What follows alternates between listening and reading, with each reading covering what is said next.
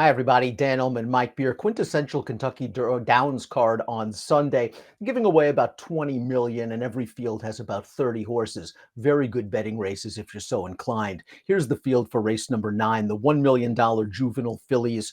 These are 2-year-olds. They're going a mile on the lawn. It is a huge field. 12 in the body of the race, 13 through 16 also eligibles, and you can go many different ways. The 6 May Day Ready was a 25-1 debut winner at Saratoga. Looked good doing it. Going to be a fraction of the price here.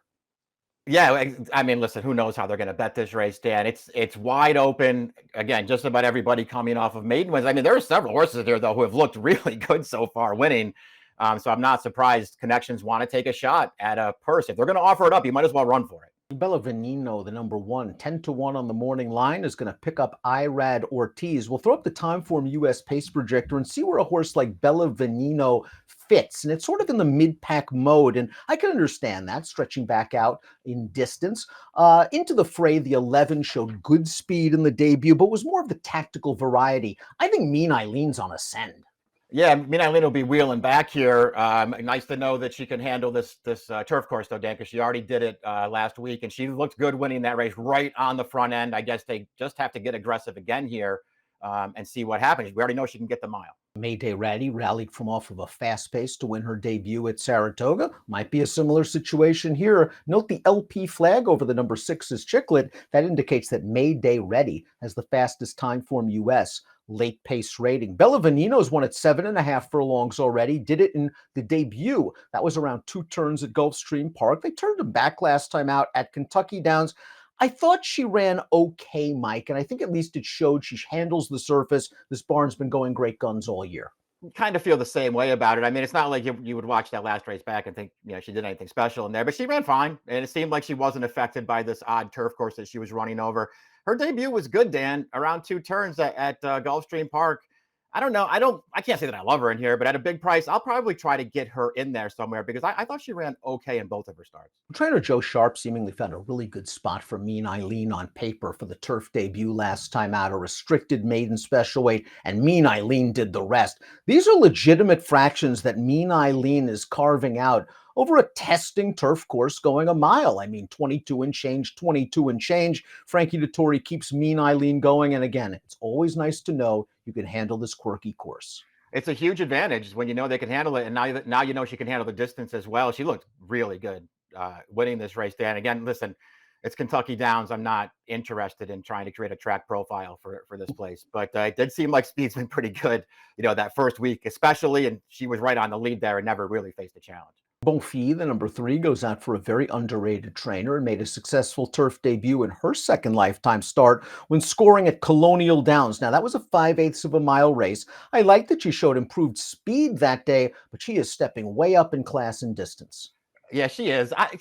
Listen, she's at least mildly interesting. I thought the most amazing thing about her race last time, Dan, is they debuted this horse on dirt. She went off at 1,000,000 to 1. Yes. And then they switched surfaces with her, and she's odds on. I get that she's got turf pedigree on the bottom, but obviously they really thought she was going to improve on the grass, and she did. Playful Lass is the number 4. This one's going to try turf for the first time out. A daughter of the swift Mitoli, 7% winners with first-time turf runners, but the dam was stakes placed on the surface and has foaled a couple of turf winners. Off turf in both starts, scored at a mile out of the chute at Saratoga last time out. I respect Maker with any surface switcher. I do too. We had okay in both of those dirt starts too. Obviously, Maker wants to run this horse on the turf, so that's probably a good sign. And so we'll just see if she ups her game, as I guess Maker thinks that she will. Of course, you do have to point out that Maker's horse has been getting bet here, and they've really struggled so far. Like Mean Eileen, like Bonfils, the number 5. Sorry, not sorry. Improved second time out, moving from dirt to turf. Let's watch Sorry Not Sorry, a 2-turn 7.5 furlong race against the boys, albeit against Indiana-bred competition, and scores in solid fashion, but the buyer came back real light. It's just a very slow race. And so while she's, winning by a couple of clear lengths here at the end, and never really in any danger through the stretch, Dan, I think you just have to concern yourself with what was she beating, even though she was in against Colts that day. The well-bred May Day Ready by champion stallion Tappet out of a dam that was third in the Breeders' Cup Juvenile Fillies turf.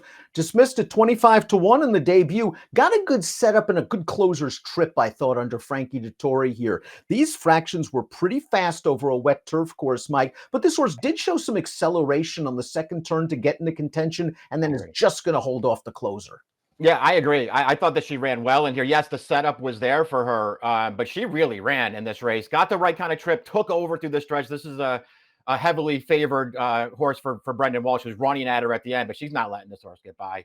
That was a pretty good performance, Dan. We'll see if she can back it up here as they ship her out to Kentucky. Now, it's not surprised they want to take a shot at a pretty big purse with her. Stretching out in distance might have been the answer for the 7 flip-flops last time out after a couple of okay sprints. Got the job done at Ellis Park going a mile, a race where she got a nice pace to attack, but she did beat a couple of next out winners, and the third place horse then placed at Saratoga with a 67 buyer.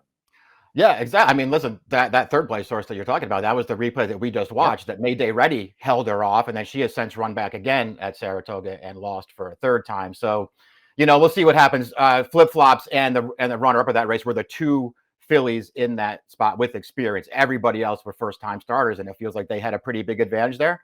This horse won pretty easily, Dan, but I think she's going to have to run faster than that. The 8 Sachet Away, a bargain daughter of Curlin, only sold for $150,000 and dismissed at the debut 17-1 at Ellis Park. Got it done for Robert Medina. Thought this horse looked good. Nice professional tactical speed. Beat a couple of next out winners. The 6th place horse graduating here with a 60 buyer. I like those things about her too, Dan. I mean, when you watch the replay back, she gets a perfect trip in that race, but she got a perfect trip because she had handy speed. She just sat there. As soon as they angled her out through the stretch, I really appreciate the way she accelerated through, went on about her business, won that race easily, had a real nice stride to her. I thought there was a lot to like about her debut. And I think she'll be a fair price once again. Trainer Mark Cassidy, jockey Dylan Davis on fire during the Saratoga meet. They sent out the 9. She's got will to win this debut race at a $24 mutual, going a 2-turn mile and a 16th. And talk about good trips. Dylan found the pocket early, gets out at just the right time, Mike, for the split, and she's got will does the rest. Yeah, really good trip in this race. Dylan Davis was doing that all meet up at Saratoga. Just gave her a perfect trip, and she runs by to the lead here. If I'm being honest, and this wasn't my favorite, 2-year-old maiden special weight that they ran on the turf up there. There's nobody really running behind her. She did what she was supposed to do in there. I don't know. I just thought she was a tough call. She's 4-1 on the morning line. It's not a price I'm interested in with her. I just kind of want to see her do it again. Something about her, the number 10 was really bet for her turf debut, second time out for Brendan Walsh. After running, I think, a little bit better than it looks on dirt. Had to overcome a tough outside post, stretching out 2.5 furlongs. Was very game to win. I like both of her races. I thought her debut on the dirt was a race that she really needed, and she showed some potential in there. I love the Mendelssohns going long on the grass. They stretched her right out, switched her right over, and I thought she ran really well again from post 12. Breaking her maiden last time. I think this horse is all right. Trainer Rusty Arnold looks like he's got a couple of nice 2-year-olds this year, including the 11, Into the Fray, a debut winner against restricted maiden optional claimers, but a very professional winner, going 5.5 furlongs, settled off the lead, split horses turning into the stretch, eased out, and finished them off, beat a couple of next out winners.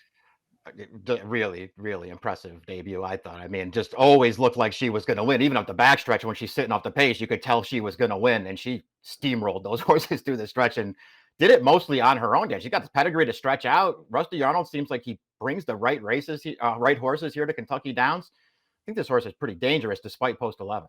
Post 12 for Tigerish is no bargain, but this filly has shown some things. Let's watch the career debut at Horseshoe, Indianapolis, going 7.5 furlongs, and Tigerish is going to gamely kick down this horse on the lead and get away from him at the end. Beat 2 next out winners. The runner-up came back to score at Saratoga with a 70 buyer, and then was third in the PG Johnson. She's a half-sister to Grade 1 turf winner Avenge, and sold for $200,000 after this race. A lot to like about this debut. Yeah, the trip worked out for her, but she really ran. And that runner-up, as you've already pointed out, that's a good filly. And she was well clear of her under the wire in there, Dan. She got posted. I don't know how much post really matters. It is a trainer change too.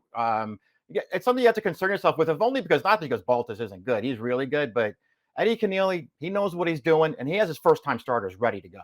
13 through 16 on the also eligible list. I'm not really in love with any of them. I'm curious to see if the 16 Bessie Abbott gets in, the European Invader, who looked pretty good at a big price in her debut, but she needs a lot of scratch help. Yeah, I mean, I doubt that horse gets it. I mean, listen, this race is tough enough. I don't need to concern myself with one of these four also eligibles getting into the field. Let's take a look at our top selection for race number 9. We were both taken with Into the Fray's debut. This is going to be a tougher spot, obviously, from a class standpoint as well as a distance standpoint, but I think she's tactical enough. Timeform US has her on the lead. I can see her sitting second or third.